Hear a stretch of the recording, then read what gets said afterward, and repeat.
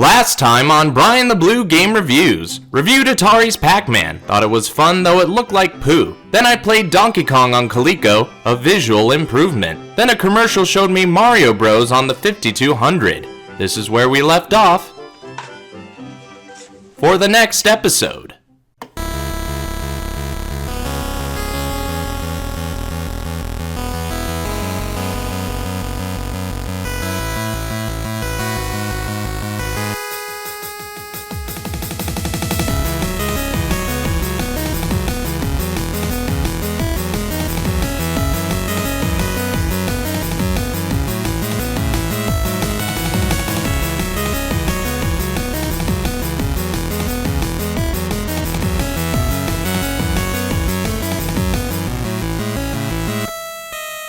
Mario Bros. For the Atari 5200.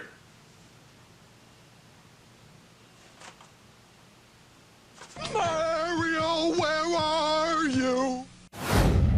It's the early 80s. Nintendo is becoming a big name in the gaming industry with having some of the best games in the arcade and on the go. One of their newest games that came out in July of 1983 was their newfound mascot's breakout title. Mario Bros. Was another success for Nintendo, establishing the Plumber Boys and adding another hit in their catalog, and it wouldn't take long for the home console companies to come a-callin'. Atari would win out, having the big brand appeal and the most popular home console. Even during the 83 crash, business was still as usual, and Atari would release a port for not only the 2600, but also the 5200. This port was released in 1983, the same time as the 2600 port. Now originally I was going to play this version, but a few factors got in the way of that. Not having a box for one. So I thought about it and figured people are probably more familiar with this version and how inherently bad it is. But what about the 5200? Long story short, I'm not playing Mario Bros. On the 2600 because I lack a box. So instead we're going to double up the Atari fun and see what this port is like. Will it be better? Maybe. It'll definitely depend, so let's take a better look at Mario Bros.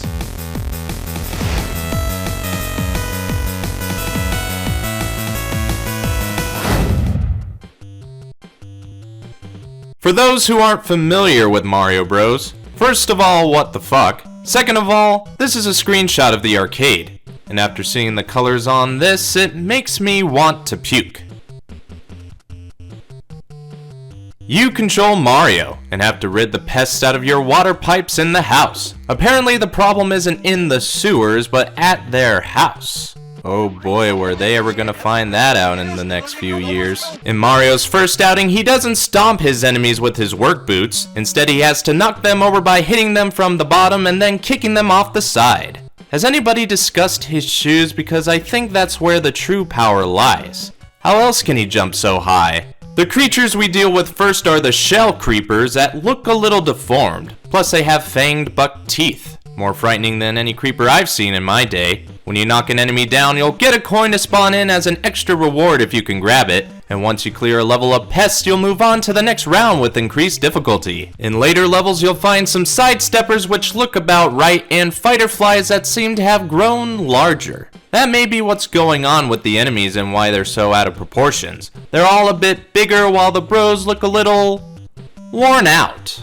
Did these pests figure out what mushrooms did first? Everything's coming full circle. Hey, doggy, I need to kill you for your shrooms. As I've said, the graphics are questionable color-wise, though I will compliment on how close they got to the arcade. The gameplay feels good, and the pipes look about right. Actually, that sounds like an insult if the best thing that I point out that they got correct was the pipes. I'm going to show you guys a new feature. It's called Pause. You can stop a game while you're in the middle of playing it and go do other things, like get a bite to eat, watch other television, live a little. I'm not sure what this reset button does. Oh, god damn it! The controller doesn't do too many favors, especially when Slip Ice enters the fray, but it does enough to make it feel like Mario Bros. On the 5200. Now for those who don't know the 5200, that's a proper insult. Every now and then you'll have a bonus level where you can collect coins for extra bonuses, and keep in mind if you stay on a level for too long, fireballs shall start spawning, adding to the challenge. But you can try and restore order if things get too chaotic by using the POW block to knock some enemies down. That would be a good way to get around all the BS that happens in life. Need to organize your shelves? POW! Have a brother being a dick? POW! Can't leave the home because of a certain health crisis? POW! But in the end, life sucks. POW! Is the game running a little slower? That's what it looks like to me. Now you can watch Mario die in slow motion. It should go without saying if any enemy or hazard touches you, you'll lose a life and plummet down the drains. Lose all your lives and your plumbing days are over. And that's how you play. Not too bad if I may say. Sometimes I'm glad I wear glasses so I can get around seeing something that visually makes me want to vomit. The game is fun for what it's worth. Probably would be a better experience if you had somebody else tagging along, but it would take some convincing to make anybody handle this pile of crap components. Just say they get to play as Luigi. That should brighten anybody up. Until you kill them.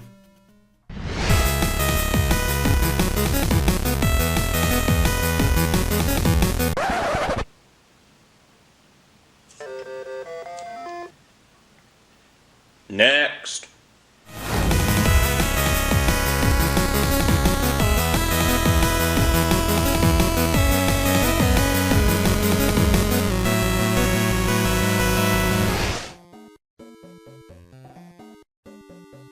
You got two brothers on the SuperSystem that was the Atari 5200. But other than having better graphics than the 2600, it certainly didn't have anything else that was super.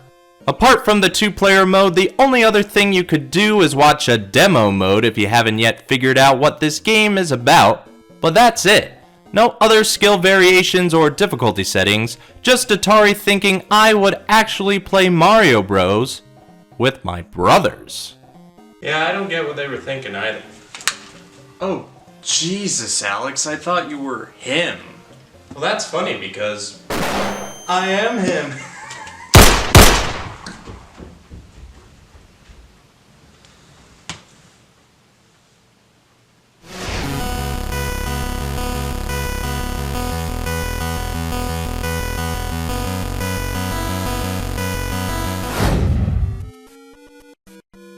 Couldn't honestly tell you how well this game sold, but considering this was released during the crash, the best bet would be either moderately or not too well. Regardless, it was also ported to other Atari platforms and a few other computers, including getting a sequel on the Commodore 64 based off the Game & Watch title. That's something I gotta look into. Over the years, it's been ported to the NES, Game Boy Advance in a few different ways, the Virtual Console, and now the arcade archives. Plus, it was even remade by Hudson Soft for the PC 8801 and by Nintendo for the Virtual Boy as Mario Clash. Mario wouldn't really be seen outside the Nintendo bubble once they started developing their own consoles, apart from a few exceptions, but once he went Super, he's been on the ride of his life with his brother alongside. And he would get his own games too eventually. So, what is my rate to play?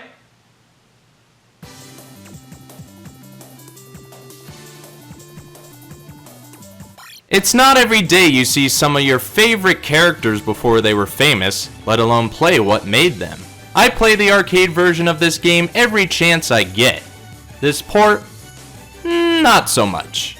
Mario Bros. On the 5200 is decent. Feels like the game, kinda looks like it, so you get an average port at best. I do have a soft spot for the 5200 because I think the library is overlooked because of the system's reputation.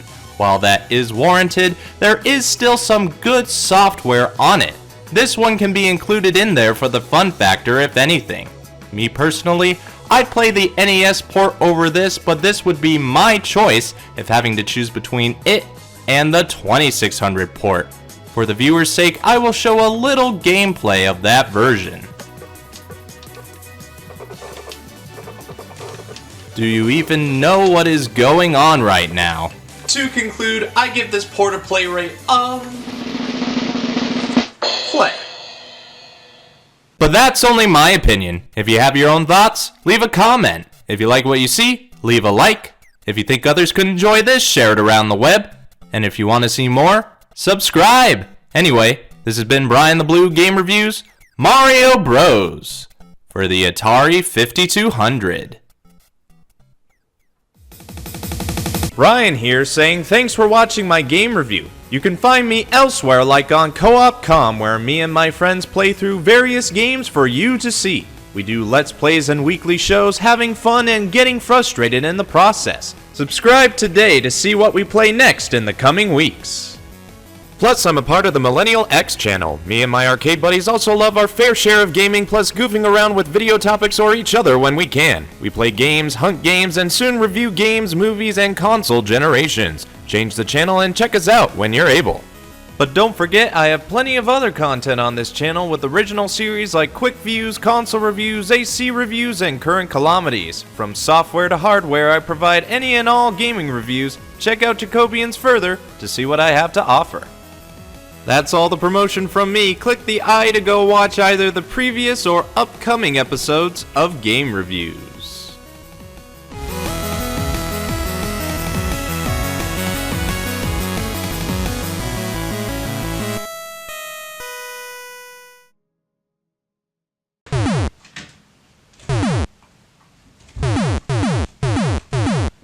Do the Mario swing your arms from side to side.